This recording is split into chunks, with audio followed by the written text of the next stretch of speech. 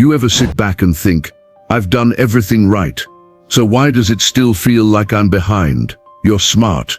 You've worked hard. You probably did well in school, stayed out of trouble, maybe even went the extra mile at work. And yet, here you are, looking at your bank balance, like it forgot to grow up with you. If this sounds familiar, you're not alone. A lot of brilliant people, quiet thinkers, deep learners, high achievers, are quietly wondering the same thing. Why am I still broke when I'm clearly smart? This video isn't here to shame you.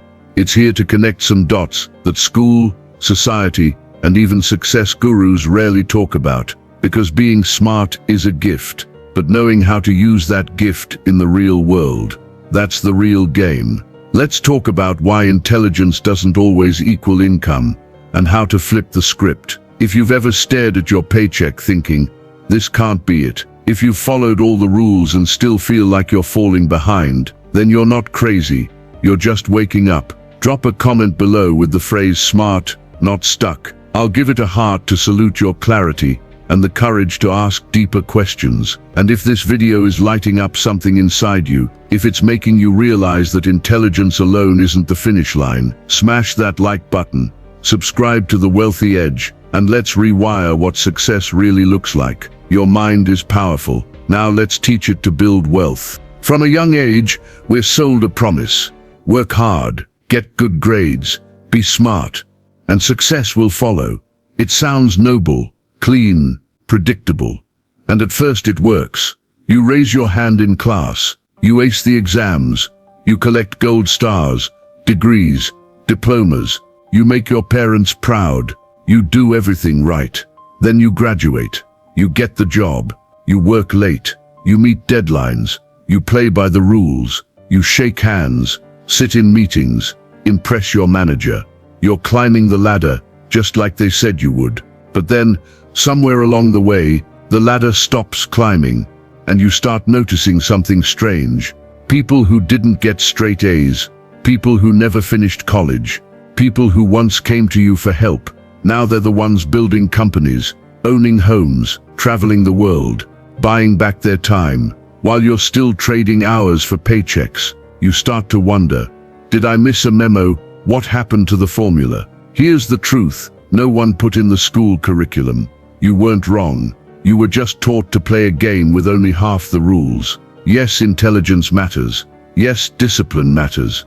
But while you were mastering how to be right, someone else was learning how to take risks. While you were perfecting your resume, they were building relationships, pitching ideas, failing fast, learning faster. Because being intelligent, it opens doors, but it doesn't teach you what room you should be in.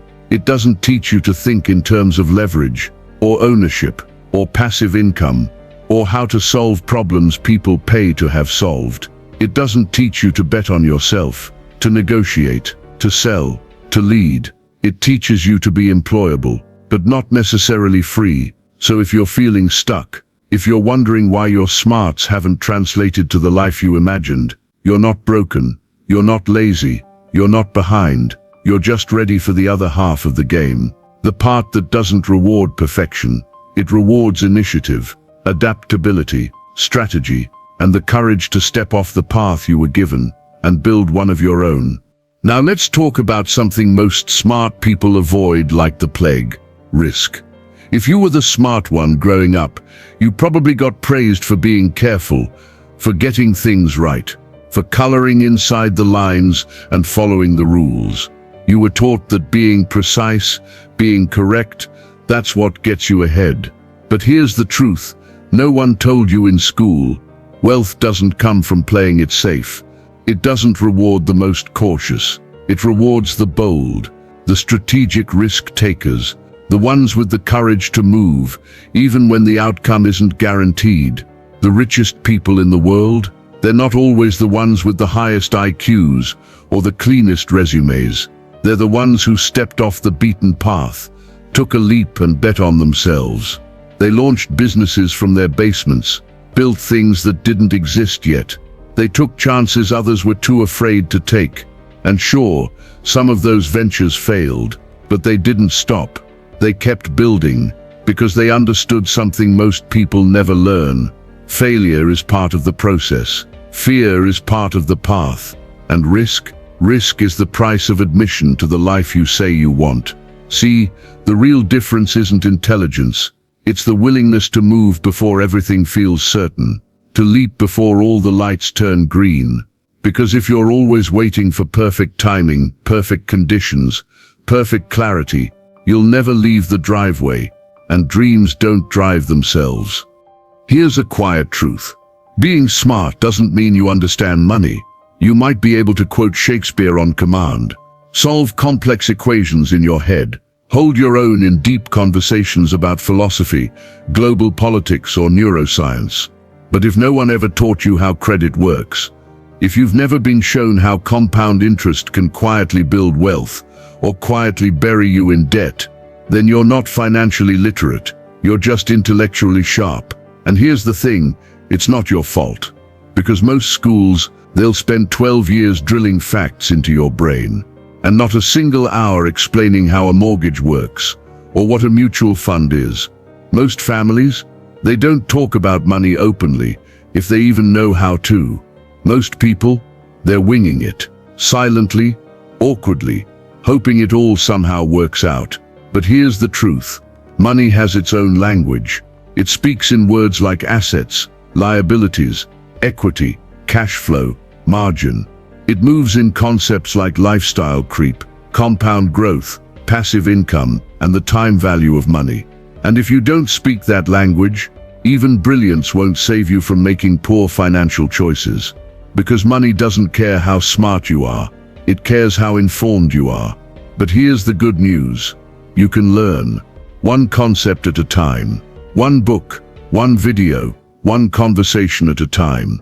Start small, start curious, start now, because the day you stop ignoring money is the day money stops ignoring you. Here's a strategy you'll never regret. Don't just get better, get broader. It's called skill stacking, and it might be the most underrated wealth-building move no one taught you. See, most of us were raised to chase mastery. Pick one thing, get really, really good at it. Become the best in your field. But here's the truth. You don't have to be the best. You just have to be good at a few things that work well together. Let me explain. You don't have to be a world-class graphic designer.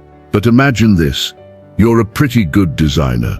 You also understand how Instagram's algorithm works, and you can write a caption that stops someone mid-scroll. Now you're not just a designer.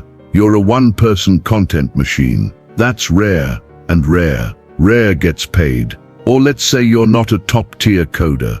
That's fine, but you know a bit of web development. You can create clean user experiences, and you understand a target customer's pain points. Now you're not just another techie, you're a startup founder in disguise. Think of skill stacking like a recipe, a pinch of tech, a spoonful of creativity, a dash of communication, a sprinkle of emotional intelligence. Stir it all together, and suddenly, you're not competing in someone else's lane anymore. You're building your own. That's where the leverage is. That's where opportunity lives. That's where wealth is born, not in being flawless, but in being unexpectedly valuable.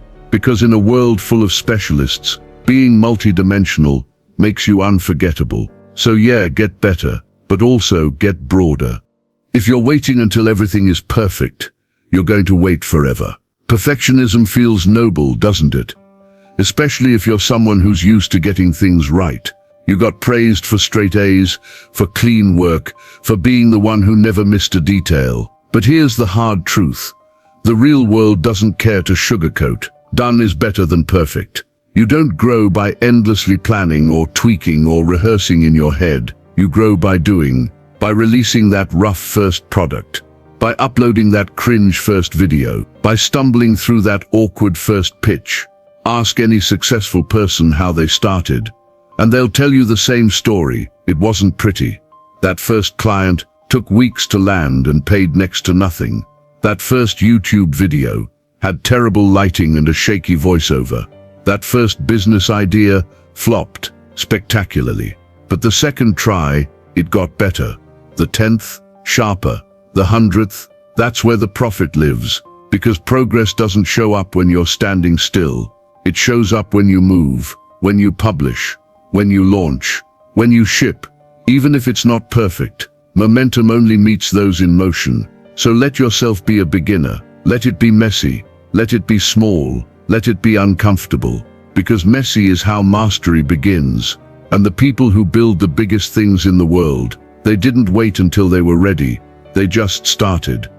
Ever watched someone get promoted and thought, seriously, that guy? You know the one. They talk a big game, show up with swagger, and somehow keep getting opportunities while you're in the background, quietly grinding, crossing your T's, fixing the messes, and wondering, what am I missing? Here's the answer no one puts on the job description.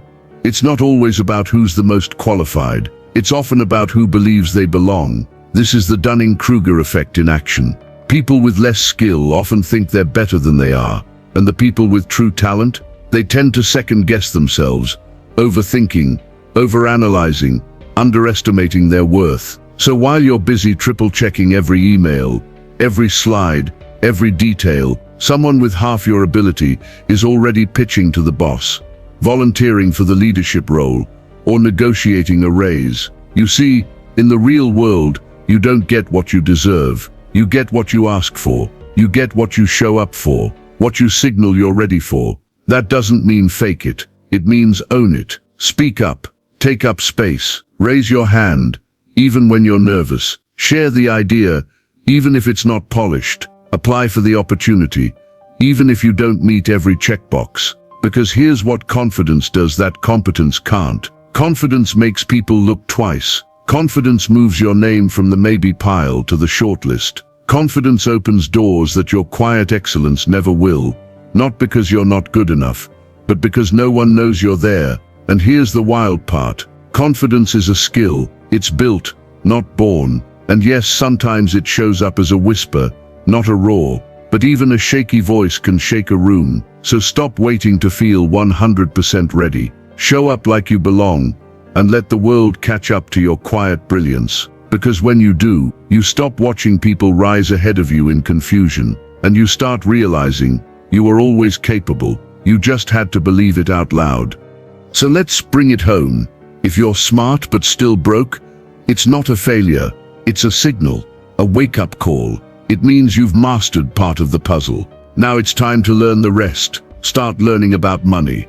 Stack your skills. Take calculated risks. Build confidence through action. Let go of perfect. Embrace done. Because being smart, that's your foundation. But wealth is built on movement, strategy, self-belief. You don't need a 180-degree change overnight. You just need to start showing up differently. So if this spoke to you, comment below. Smart but not stuck. Let me know you're claiming your next chapter. And hey, if this helped, give it a like, hit that subscribe button, and share this with someone who needs to hear it. You already have the mind. Now build the momentum. Stay sharp. Stay in motion. And remember, being smart is great, but smart in motion, that's unstoppable.